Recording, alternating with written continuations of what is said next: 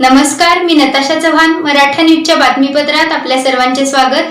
ताज्या बातम्यांसाठी मराठा न्यूजला सबस्क्राईब करा आणि बेल आयकॉन प्रेस करा. सोलापूर शहर हे मागासलेलं शहर म्हणून या महाराष्ट्रामध्ये एक आगळ्या वेगळ्या पद्धतीची ओळख निर्माण होत आहे. कारण की या सोलापूर शहरामध्ये अनेक प्रकारचे 2 नंबर धंदे ह्या सोलापूर शहरामध्ये चालू आहेत. ह्या अगोदर सोलापूर शहराचे उपायुक्त म्हणून विजय कबाडे साहेब यांनी ही कमांड ह्या सोलापूर शहरामध्ये हाकली गेली होती. त्यांनी त्यांच्या कामाचा ठसा एक चांगल्या पद्धतीने ह्या सोलापूर शहरामध्ये उमटवला गेला होता. त्यांची दहशत देखील गुन्हेगारांच्या मनामध्ये एक घर करून राहिलेली होती. कारण की कबाडे साहेबांचा कार्यकाळ, त्यांचं कर्तृत्व हे चांगलं ह्या सोलापूर शहराला बघायला मिळालं होतं.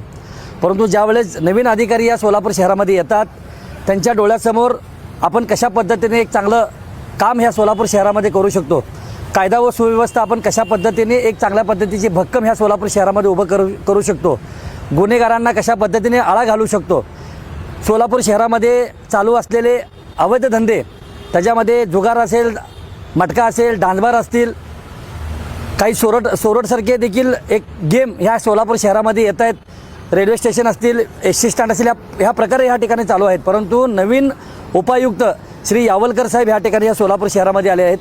असं कळतं की माननीय सोलापूर शहराचे आयुक्त असतील किंवा उपायुक्त असतील, त्या लोकांना, ह्या चांगल्या अधिकाऱ्यांना भारतीय जनता पार्टीचा असा कोणी एक आमदार आहे किंवा तो त्यांच्यावर दबाव टाकतोय की त्यांचा वसूलदार म्हणून त्या ठिकाणी ह्या सोलापूर शहरामध्ये वसूलदार म्हणून त्यांची नियुक्ती झाली पाहिजे.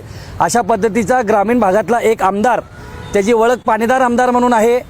परंतु पाणीदार आमदार जरी ग्रामीण भागामध्ये असला तर आमच्या सोलापूर शहरामध्ये रक्त साधण्याचं काम त्यांच्या माध्यमातून होते. येणाऱ्या काळामध्ये जर अशाच पद्धतीचा ग्रामीण भागातला आमदार जर आमच्या सोलापूर शहराच्या आयुक्तांवर, उपायुक्तांवर, त्यांच्या मनातील पोलीस अधिकाऱ्यांची वसूलदार म्हणून ह्या ठिकाणी नियुक्ती करणार असेल तर राष्ट्रवादी युवक काँग्रेसच्या माध्यमातून आम्ही येत्या काळामध्ये राष्ट्रवादीच नव्हे तर काँग्रेस असेल, उभाटा असेल, शिंदेसेना असेल, ह्या सोलापूर वंचित बहुजन आघाडी असेल, सोलापूर शहरातील अनेक अशा संघटना, संस्था आहेत की त्या ठिकाणी आम्ही सगळ्याला एकत्रित करून ह्या ठिकाणी आंदोलन केल्याशिवाय राहणार नाही, हे तुम्हाला आज मी ह्या ठिकाणी सांगत आहे. कोण आमदार आणि काय एव्हिडन्स आहे तुमच्याकडे, एवढे मोठे तुम्ही आरोप करता? माझ्याकडे पुरावे असल्याशिवाय सुहास कदम या सोलापूर शहरामध्ये बोलत नाही. मी अजितदादांचा कार्यकर्ता आहे. एखाद्याच्या आमदाराच्या विरोधामध्ये पुरावे असल्याशिवाय मी ह्या ठिकाणी असं बोलतोय म्हटल्यानंतर मी जबाबदारीने बोलतोय. माझी त्या पाणीदार आमदाराला एकच माझी तुम्हाला त्यांना विनंती आहे की आपण एक चांगल्या पद्धतीचं काम ह्या सोलापूर शहरामध्ये, ग्रामीण भागामध्ये आपण आपल्या मतदारसंघामध्ये करावं, ग्रामीण भागामध्ये करावं. आदरणीय देवेंद्र फडणवीस साहेब तुमच्यावर जर अशा पद्धतीचा विश्वास ठेवत असतील आणि त्यांच्या विश्वासाला जर तुम्ही अशा तडा देण्याचं जर काम करत असाल आणि सोलापूर शहरामध्ये अवैध धंदे चालू करण्यासाठी जर तुम्ही तुमच्या मर्जीतील, तुमच्या मनातील पोलीस अधिकाऱ्यांची नियुक्ती सोलापूर शहरातले झोनचा वसूलदार म्हणून करत असाल तर हे लज्जास्पद आहे. आणि राष्ट्रवादी युवक काँग्रेसच्या माध्यमातून मी राज्याचे सन्माननीय मुख्यमंत्री देवेंद्र फडणवीसांकडे त्या आमदाराची तक्रार करणार आहे. आता काय कुठं तुम्ही निवेदन दिलं का तसं, काय पोस्ट वगैरे काय? आता राष्ट्रवादी युवक काँग्रेसच्या माध्यमातून सन्माननीय श्री पोलीस आयुक्त राजकुमार साहेब असतील किंवा आपले झोनचे उपायुक्त यावलकर साहेब असतील, यांना भेटण्यासाठी आमचं शिष्टमंडळ गेलं होतं.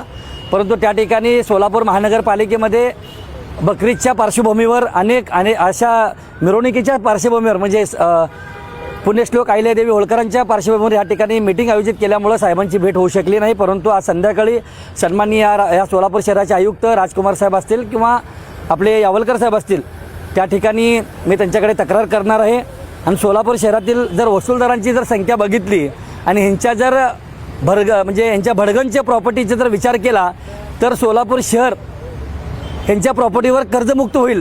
इतका मलिदा ह्या सोलापूर शहरातील वसूलदार लोकांनी कमवलेला आहे.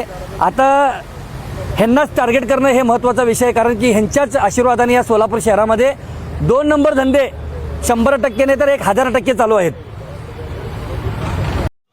ताज्या बातम्यांसाठी मराठा न्यूजला सबस्क्राईब करा आणि बेल आयकॉन प्रेस करा. नमस्कार.